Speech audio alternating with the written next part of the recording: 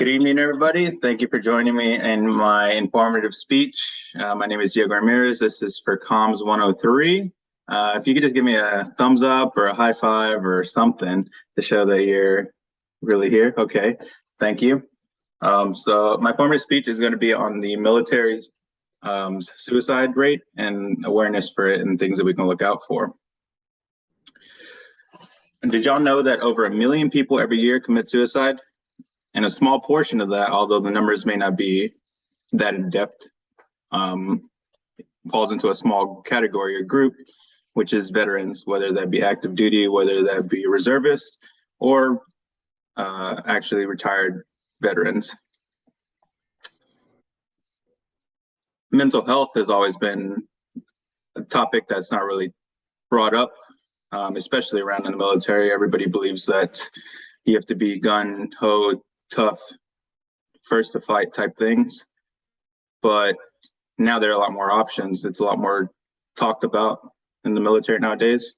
So these programs and these societies and groups and helps are out there nowadays.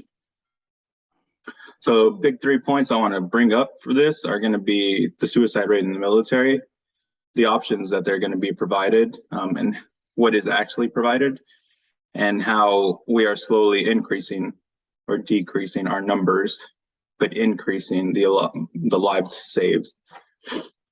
So my first point, bringing me to my first point, in the initial push in Afghanistan and Iraq, once the war was over, in that first section, there was 22 veterans committing suicide every day, which led to about 8,000 deaths a year. That was more deaths stateside than there was actually in the war itself. There was no combating or figuring out what was the main issue, just a high suicide rate. It brings me to my next point on how we were able to combat that.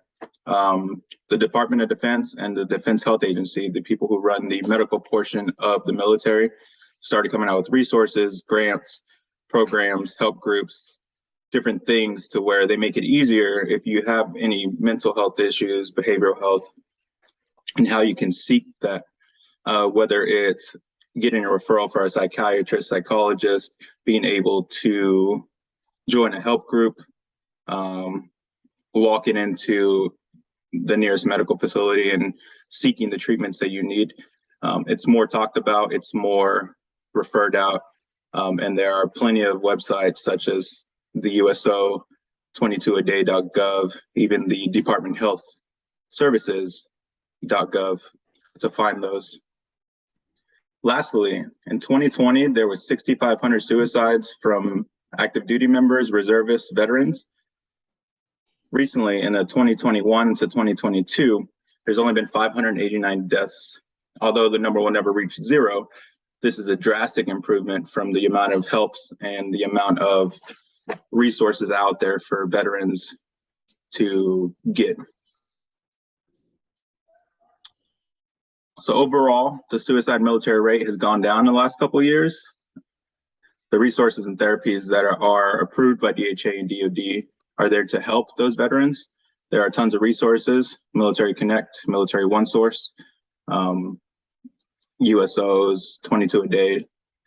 And these programs are there to lower suicide rates and getting the veterans the help that they need. Although we'll never be able to get those rates down to a perfect zero, the military has all these options.